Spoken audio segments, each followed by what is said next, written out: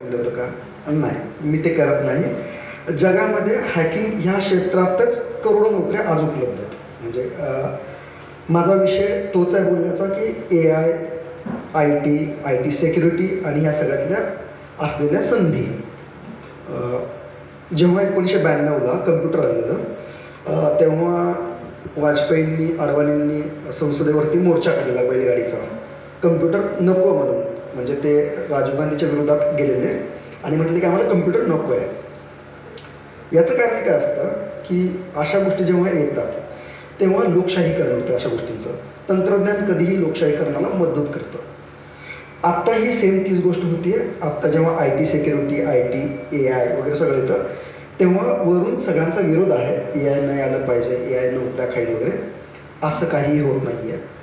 उदाहरणार्थ आत्ता सरांनी जसं सांगितलं की AI बनवणारी जी कंपनी आहे, अँथ्रोपिक्स नावाची कंपनी आहे, ती सांगते की पुढच्या 2 वर्षात आम्ही सॉफ्टवेअर डेव्हलपरचे जॉब संपवू.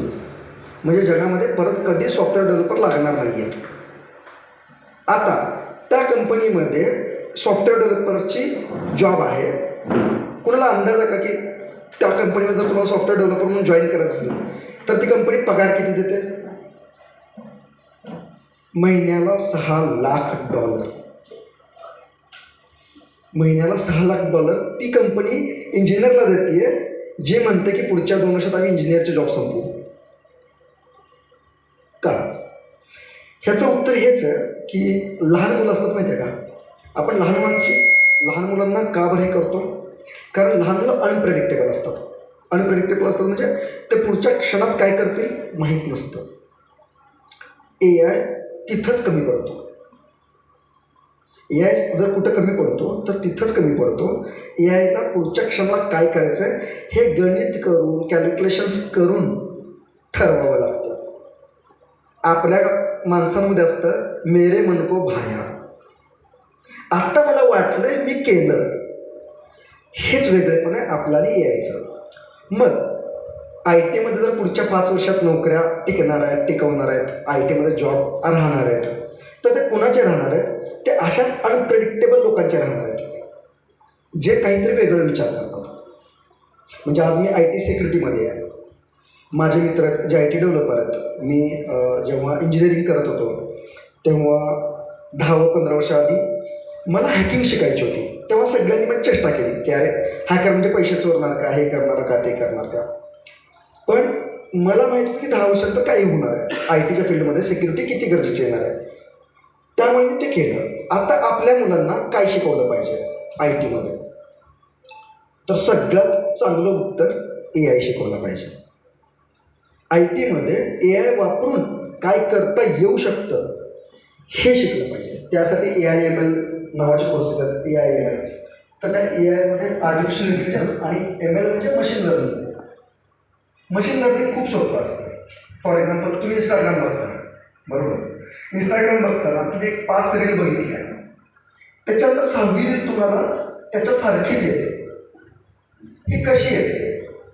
तर इंस्टाग्रामचं जे अल्गोरिदम आहे, AIचं अल्गोरिदम आहे त्यांचं, ते काय करतं? मशीन लर्निंग करतं. म्हणजे तुमच्या स्क्रीनवरती जी रील चालली आहे ती रील किती सेकंद तुम्ही बघितली, त्यातल्या कोणत्या रीलकडे बघताना तुमचं अटेन्शन होतं. अटेन्शन होतं म्हणजे काय? तर तुम्ही ती रील पुढे ढकलली, मागे घेतली, तुम्ही त्या रीलला लाईक केलं, इंटरॅक्ट केलं. त्याच्यानंतर ते ठरवतं की तुम्हाला काय दाखवायचं आहे. सो प्रेडिक्शन, परत मी ते सांगतो की हे प्रेडिक्शन. सो मशीन लर्निंग हा येणारा फेज आहे. येणाऱ्या काळामध्ये मशीन लर्निंग आणि आर्टिफिशियल इंटेलिजन्स याच्यामध्ये खूप मोठ्या प्रमाणात संधी उपलब्ध होणार आहेत. त्याच्यानंतर पुढचा जो एरिया आहे जिथं खूप चांगले जॉब्स येतील तो आहे ब्लॉकचेन. ब्लॉकचेन म्हणजे काय? आत्तापर्यंत जे बँकिंग सेक्टर आहे किंवा कोणतंही सेक्टर आहे ते सेंट्रलाइज आहे. सेंट्रलाइज आहे म्हणजे काय? तर तुम्ही एक ट्रान्झॅक्शन करता, बँकेत जाता, तुम्ही पैसे टाकले आणि ते पैसे काढले, त्याची नोंद आहे ती कुणाकडे? तुमच्याकडे आहे, बँकेकडे आणि समोरच्याकडे. 3 लोकांकडे. 3 लोकांच्या पलीकडे कुणाकडे आहे का? नाही. पण ब्लॉकचेन ह्या तंत्रज्ञानामध्ये तुम्ही जेव्हा एक ट्रान्झॅक्शन करता तेव्हा त्या एका ट्रान्झॅक्शनची रिसिप्ट जी असते ती त्या ब्लॉकचेनला जितके मेंबर आहेत त्यांच्या सगळ्यांच्या कम्प्युटरमध्ये असते, सगळ्यांच्या हार्डवेअरमध्ये असते किंवा त्यांच्या लेजरमध्ये असते. आणि मग जेव्हा ते ट्रान्झॅक्शन व्हेरीफाय करायचं असतं, म्हणजे ते बघायचं असतं बरोबर आहे चूक आहे काय आहे, तेव्हा ते जेवढे 1,00,000 जेवढे कोणी सभासद असतील त्या ब्लॉकचेनचे, ते सगळे मिळून ते व्हेरीफाय करतात. त्याच्यामुळे आज जे बिटकॉइन इतकं महाग आहे ना, तर त्याच्यामुळे महाग आहे, कारण बिटकॉइनवरती सगळ्यांचा समान हक्क आहे. तर येणाऱ्या फ्युचरमध्ये म्हणजे येणाऱ्या भविष्यामध्ये सगळ्या नोकऱ्या अशाच टिकणार आहेत ज्यांच्यामध्ये स्किल्सपेक्षा माणूस असणं जास्त गरजेचं. जसं सुदर्शन म्हणाला की तुम्ही माणूस किती चांगले किंवा तुमचं ब्रेन किती माणसासारखं वाटतं त्याच्यावरती तुम्ही ते चांगल्या प्रकारे करू शकता. फॉर एक्झाम्पल, येणाऱ्या काळामध्ये सगळ्यात जास्त नोकऱ्या कोणत्या क्षेत्रात असतील असं तुम्हाला वाटतं? कोणत्या क्षेत्रात असतील अंदाज? मानसोपचार तज्ञ सगळ्यात जास्त गरज असणार. का मानसोपचार तज्ञांची सगळ्यात जास्त गरज असणार जगाला पुढच्या 10 वर्षामध्ये? कारण काय? कारण माणसं माणसासारखी वागत नाही, माणसं माणसासारखी वागत नाही. फॉर एक्झाम्पल, जर मला तुमच्याशी इंटरॅक्ट करायचं असता, मला एक्सपेक्टेशन आहे की तुम्ही मला आन्सर केलं पाहिजे, पण तुम्ही आन्सर नाही करत. तुम्ही आत्ता काय करता, तुम्हाला कुणीतरी वक्ता आलाय आणि त्याचं ज्ञान घ्यायचं आहे, बरोबर. पण आपण जर माणसं म्हणजे एकत्र मित्रांसाठी बसलो तर आपण काय करू? तुम्ही मला म्हणाले नाही तू चुकीचं बोलतोय, नाही हे बरोबर आहे, इंटरॅक्शन होईल. तर याच्यासाठी काय होतं, संवाद जो आहे तो संवाद कमी होत जातोय आणि इथे तंत्रज्ञान जे ते सरस ठरतंय. हा जो संवादाचा गॅप आहे याच्यामध्ये तंत्रज्ञान सरस ठरतंय आणि मग या तंत्रज्ञानामुळे जे मधला जो गॅप आहे ना माणसांमधला आणि कम्प्युटर IT मधला जो गॅप आहे तो ज्या इंजिनियरला कळला तो इंजिनियर चांगला झाला. मागच्या 5 वर्षात मी माझा डोमेन चेंज केलं. मी हॅकर होतो, मी हॅक करायचो वेबसाईट्स वगैरे गव्हर्नमेंटच्या आपल्या. तुम्ही आपलं बिल, आपलं जे RTOचं बिल आहे ना, मशीन असते ते कॅबिनेट फोटो काढत वगैरे, ते मी टेस्ट केलेलं आहे, म्हणजे ते हॅक म्हणून मी टेस्ट केलेलं आहे. त्याच्यानंतर तुमचं CCTVS जे FIR वगैरे होतात ते मी टेस्ट केलं हॅक म्हणून, पहिल्यांदा मी हॅक केलं. पण मला कळलं की नाही 5 वर्षात हॅकिंग हे क्षेत्र संपणार आहे. आत्ता हॅकिंग हे क्षेत्र संपले आहे. आत्ता अँथ्रोपिक्स नावाची जी कंपनी आहे त्यांनी पूर्ण ॲटोमेशन केलेलं आहे. म्हणजे आता जर तुम्ही त्याला सांगितलं त्या टूलला की हे टार्गेट आहे तो ह्याला हॅक कर, तर ते डोळे जर नाही करत, इतकं ॲटोमेशन झालेलं आहे. मग याच्यामध्ये फरक काय? मग मी टिकणार कसा? तेव्हा काय होतं की तुम्ही जे अनप्रेडिक्टेबल गोष्टी आहेत त्या शोधायला लागतील तुम्हाला. आणि आपल्या मुलांना जर IT मध्ये आता पुढं करिअर करायचं आहे तर सगळ्यात पहिलं हे शिकवायला लागणार आहे की लॉजिक में मॅजिक आहे. कॅल्क्युलेटिव्ह करायला आता कम्प्युटर सक्षम आहे, म्हणजे लॉजिकल रिझनिंग वगैरे वगैरे वगैरे सगळं करायला कम्प्युटर सक्षम आहे. तुला ह्युमन सारखं वागून जे होऊ शकतं ते करणं गरजेचं आहे. आणि याच्यासाठी तंत्रज्ञान शिकत असताना साईड बाय साईड तुम्हाला आता ह्युमन सायकोलॉजी आणि हे सगळं शिकायला लागणार आहे IT साठी. म्हणजे IT मध्ये शिकायला लागणार हे सांगताना मी खूप मोठं वाक्य बोलतो असं मला वाटतं आत्ता या मोमेंटला, पण IT मध्ये हे लागणार हे दिसतंय मला. म्हणजे मागचे 15 वर्ष मी IT मध्ये काम करतो, हे दिसतंय. मग ट्रॅडिशनल जॉब जातील का? सगळ्यात महत्त्वाचा प्रश्न मगाशी कोणतरी विचारला की डेव्हलपरचे जॉब जातील का, याचे जॉब जातील का? जेव्हा कम्प्युटर आलं सगळ्यात मोठी भीती होती अकाउंटिंगचे जॉब जातील, बरोबर. सगळ्यात मोठी भीती काय होती की अकाउंटिंगचे जॉब जातील. अकाउंटिंगचे जॉब गेले का? नाही. उलट अकाउंटिंग ज्याला चांगलं येतं त्याला मालकाने एक कम्प्युटर दिला आणि सांगितलं की तू आता अजून चांगल्या प्रकारे अकाउंटिंग कर, बरोबर. ज्या माणसाला टाईपरायटरवरती चांगलं टाईप करायला यायचं त्याला मालकाने कम्प्युटर दिला सांगितलं की चांगल्या प्रकारे टाईप कर. AI हा तुमच्यासाठी कायम असिस्टन्स असणार आहे. जसं सरांनी सांगितलं की डेव्हलपमेंटचे जॉब जाणार आहेत का? तर नाही जाणार. पण ज्याला AI वापरून चांगली डेव्हलपमेंट करता येईल, जसं सरांनी सांगितलं MKCमध्ये त्यांनी AI डेव्हलपर आणले, पोझिशनच केली की सॉफ्टवेअर डेव्हलपर AI असिस्टंट. म्हणजे काय? ज्याला AI वापरून डेव्हलपमेंट करता येईल. आता हे सगळ्यात चांगलं उदाहरण म्हणजे आम्ही जेव्हा मी कोड चेक करतो, म्हणजे जे आमच्या डेव्हलपरने कोड लिहिलाय तो कोड चेक करतो, तुम्हाला आश्चर्य वाटेल, मागच्या 6 महिन्यामध्ये आमच्या कंपनीची प्रोडक्टिव्हिटी किती आहे माहिती आहे का? 200%. कंपनीची प्रोडक्टिव्हिटी 200% आहे. म्हणजे काय तर कंपनीने मागच्या वर्षीपेक्षा 200% चांगला कोड या वर्षी दिला AI वापरून. हे कोणाला दिसतं? डेव्हलपरला, की बघा आम्ही एवढा चांगला कोड लिहिला. आता मी आहे सिक्युरिटी इंजिनियर, माझं काम काय आहे की त्यांनी लिहिलेल्या कोडमध्ये चुका करणं.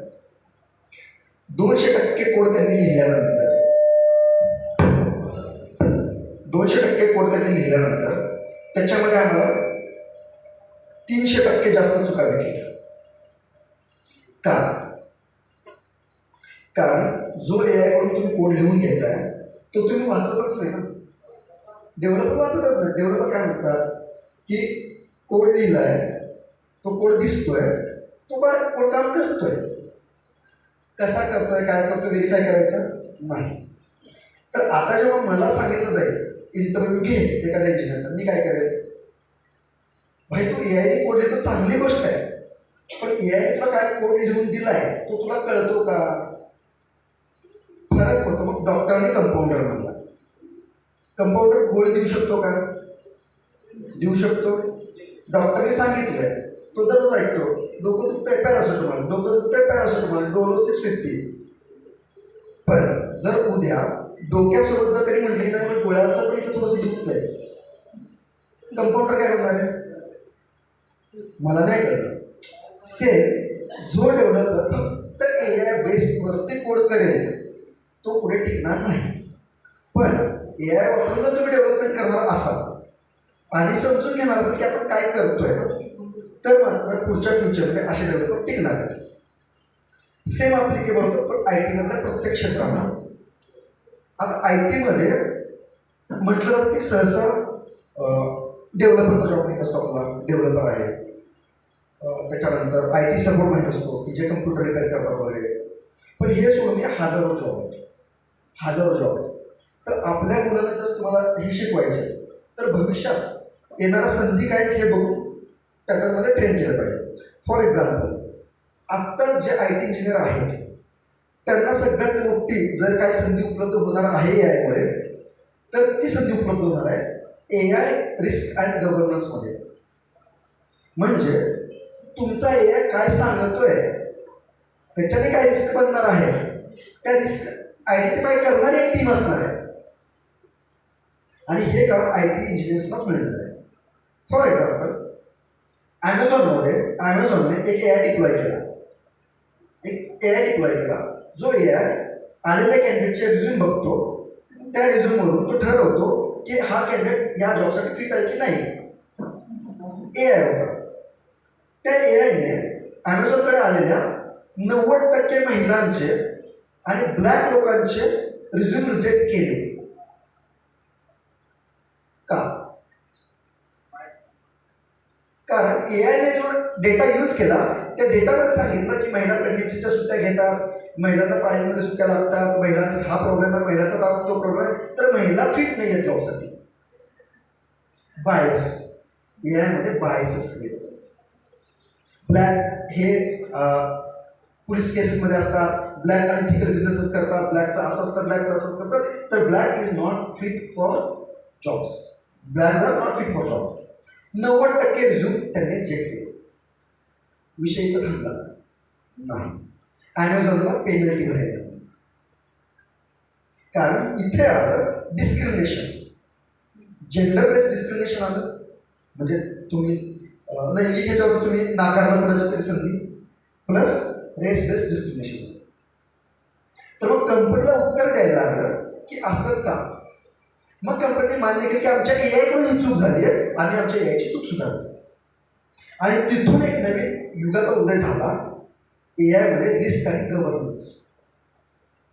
पुढचं येणारं सगळ्यात मोठं IT मधलं क्षेत्र जर कोणतं आहे तर AI मध्ये रिस्क आणि गव्हर्नन्स. म्हणजे जे कोणते AI डेव्हलप होत आहे ते AI काय प्रिडिक्ट करतायत आणि ते तुम्हाला काय सांगत आहे, ते बरोबर आहे की चूक आहे हे ठरवलं पाहिजे.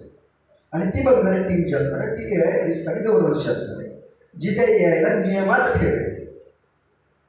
फॉर एक्झाम्पल, गुगल वापरत होता एक 23 वर्षाचा मुलगा, 21-22 वर्षाचा मुलगा होता दिल्लीतला. तो कंटिन्यू जेमिनीसोबत बोलायचा. आपलं गुगलचं जेमिनी त्यासोबत तो बोलायचा आणि त्याला सांगायचं की अरे माझ्या कॉलेजला मला कमी मार्क पडले, असं झालं तसं झालं, मला अभ्यासात मदत कर. एका स्टेज नंतर त्याला जेमिनीने सांगितलं की तू वर्थलेस आहेस, तुझा या जगाला काही उपयोग नाही, तू आत्महत्या का नाही करत. आणि त्या मुलाने आत्महत्या केली. दिल्लीतला किस्सा. ए आय आलंय, ठीक आहे, पण ए आय एक संधी घेऊन आलं ना, रिस्क आणि गव्हर्नन्स. ए आयला कंट्रोल पण केलं पाहिजे. आय टीमध्ये येणारा फ्युचर जो आहे तर ते ए आय रिस्क आणि गव्हर्नन्समध्ये. मी आय टी सिक्युरिटीमध्ये काम करतो, हॅकिंगमध्ये काम करतो. हॅकिंगचं फील्ड संपल्याच जमा मी सांगतो की हॅकिंग आता ऑटोमेशन झालं, ए आय स्वतः करू शकतं ते. पण ए आयला कळत नाही की हॅकिंग कुठं थांबवायची. म्हणजे जर मी सांगितलं हॅक कर सर्व्हर असं जर टार्गेट आहे, तर माणूस कुठे थांबायचा ठरवतो आणि डेटा डिलीट नाही करत. ए आय डेटा डिलीट करून मोकळा होतो किंवा ए आय काहीतरी मॅलिशियस फाईल क्रिएट करून मोकळा होतो. तर ए आयला कळत नाही कुठं थांबायचं किंवा कसं करायचं. तर हे सगळे बायसेस हे सगळं जेव्हा येतं तेव्हा त्याला कंट्रोल करण्यासाठी नवीन ऑडिटिंगची टीम माहिती तुम्हाला, ऑडिटर्स येतात. तर थोडक्यात ए आयच्या ऑडिटर्स ही येणारी आय टीमध्ये सगळ्यात मोठी फील्ड आहे. डेव्हलपमेंट तर आहेच, ए आयमध्ये डेव्हलपमेंट आहे, ए आय डेव्हलपमेंट होत राहणार आहे. तर थोडक्यात काय, ए आय जे बायसेस घेऊन येणार आहे ते कंट्रोल करणार जे आहे त्याच्यामध्ये आपल्या मुलांनी लवकर जावं अशी माझी इच्छा. म्हणजे मी तर उशीर केला, म्हणजे मला आय टी सिक्युरिटीमध्ये मी आता ए आय बायसेस वगैरे शिकून त्याच्यामध्ये जी आर सीमध्ये जाणं मला शक्य नाही आहे. पण जे आपली इंजिनिअरिंगचे मुलं आहेत किंवा जे आपली आय टीमध्ये येणारे मुलं आहेत त्यांना आय टी डेव्हलपमेंटसोबत ए आयमध्ये हे गव्हर्नन्स काय असतं, ए आय गव्हर्नन्स काय असतं, ए आय रिस्क मॅनेजमेंट काय असतं, हे जर त्यांनी शिकलं तर त्याच्यात खूप फायद्याचं ठरेल असं मला वाटतं. आता याच्यासोबत ट्रॅडिशनल जॉब्स ही राहणार आहेत. असं नाही की ट्रॅडिशनल जॉब जातील, पण ते जॉब्स तुम्हाला ए आयसोबत मिळूनच करायला लागतील. म्हणजे जसं अकाउंटिंग तुम्ही कम्प्युटर वापरून केलंच तर तुम्हाला I T security, I T management हे सगळं सोबतच करायला लागेल. मी ज्या प्रोडक्टवरती काम केलं ते product A I based product आहे, आम्ही बनवलं. तर ते प्रोडक्ट काय करतं, सिम्पल. तुम्ही कम्प्युटर वापरता सगळे घरी, कम्प्युटर वापरता तुमचा साऊंड बंद करता, तुम्ही काय करता, गुगल करता आणि गुगल लक्षात साऊंड बंद पडला काय करू, किंवा एखाद्या दुकानदाराकडे जातो. आता आम्ही जे सॉफ्टवेअर बनवतोय ते सॉफ्टवेअर काय करतं की ए आयवरून तुमच्या कम्प्युटरचे जे हार्डवेअर आहे, तुमच्या सिस्टमचा जो डेटा आहे तो सगळा ॲक्सेस करून रीड करून ठरवतं की साऊंड का बंद पडला असेल. मग त्याच्यामध्ये इश्यू काय आहे, म्हणजे पॉवर इश्यू झालेला, हार्डवेअर इश्यू झालेला, सॉफ्टवेअर इश्यू झालेला, नेमका इश्यू काय आहे. आणि तो इश्यू आयडेंटिफाय करून मी फक्त एकदाचा ए आय तुम्हाला विचारणार की हा इश्यू मी सॉर्ट आउट करू का. तुम्ही यस म्हटलं की तो ए स्वतःहून ते प्रॉब्लेम सॉल्व्ह करायला लागला. आता याच्याने L1 म्हणजे लेवल 1चे जे जॉब होते आय टीमधले, हार्डवेअर मेंटेनन्स आणि ह्याचे सगळे ते सगळे जॉब जाणार आहेत. हे जॉब राहणार नाही. पण ह्याच्या पलीकडचे मी जसं सांगितलं की ए आय गव्हर्नन्सचे जॉब वाढणार, आय टी सिक्युरिटीचे जॉब वाढणार. पण आय टीचे जे बेसिक कधी लक्षात ठेवा, आय टी किंवा कुठलेही किंवा नवीन टेक्नॉलॉजी तर सगळ्यात पहिल्यांदा बेसिक लेवलचं ऑटोमेशन जिथं मेंदू लावायची गरज पडते. म्हणून सरांना जसं सांगितलं मग सावंत सरांना जसं सांगितलं की तुम्हाला त्याच्या पलीकडे जाऊन विचार करावा लागेल. जे प्रेडिक्टेबल जॉब्स आहेत म्हणजे काय, सावंत पडलं तर काय, पिन काढून बघायची, पिन लावायची, एकदा रिस्टार्ट करून बघायचा, हे जे बेसिक प्रेडिक्टेबल टास्क आहेत त्याच टास्क इझिली ऑटोमेट होणार. आणि आत्ता आम्ही ते प्रोडक्ट लॉन्च करणार आहेत. म्हणजे ते प्रोडक्ट लॉन्च झाल्यानंतर ज्या कंपन्या आहेत ज्यांच्याकडे 2-3 हजार कम्प्युटर आहेत तिथे 10-15 L1चे सपोर्टचे इंजिनियर असतात, ते 10-15 इंजिनियरची गरज पडणार. आणि हा फ्री ऑफ कॉस्ट देणार. का तर तुम्ही आमचा लॅपटॉप विकत घ्या, तुम्ही आमचे लॅपटॉप विकत घ्यायला म्हणून आम्ही L1चे जॉब करणार. हे चालत राहणार. पण याच्यासोबत पण दुसऱ्या ऑपॉर्च्युनिटीज आहेत.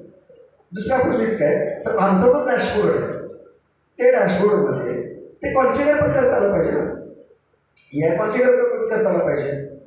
जर ते टूल कॉन्फिगर करता नाही आलं तर उद्या जर ए आय स्वतः ठरवलं की माझ्या लॅपटॉपला सगळ्या फाईल चुकीच्या आहेत, डिलीट करायच्या आहेत, आणि त्या दिवशी उठून त्याने हजारच्या हजार कम्प्युटरमधले डेटा डिलीट करायला सुरू केला, कंपनी टिकेल का?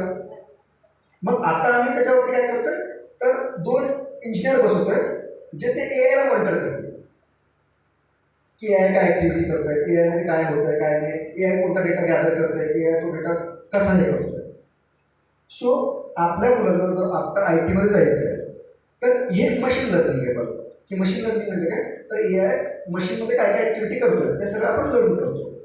तर आत्ता मुलांना फ्युचरमध्ये जर आय टीमध्ये जॉब्स बघायचे तर जसं मी सांगितलं 3-4 डोमेन आहेत जे आता खूप वाढतील आणि ज्याच्यामध्ये खूप जॉब्स क्रिएट होतील. ते आहेत A I, machine learning, blockchain, I T security तर आहेच आता पुढच्या 5-10 वर्ष असेल, पण आय टी सिक्युरिटीपेक्षा गव्हर्नन्स, रिस्क आणि मॅनेजमेंट GRC हे 4 फील्ड जे आहेत हे फील्ड खूप वाढणार आहेत. आपल्या मुलांना तिकडे थोडंसं कल कसा क्रिएट होईल त्यांना कसं ते त्या क्षेत्रामध्ये जायला येईल याच्याकडे तुम्ही बघा. म्हणजे ट्रॅडिशनल तर जॉब असतेच, पण इकडे जास्त आपण असं मला वाटतं. जास्त वेळ घेत नाही, मी थांबतो आत्ता. काही तुमचे प्रश्न असतील तर मी त्याचे उत्तर देईन.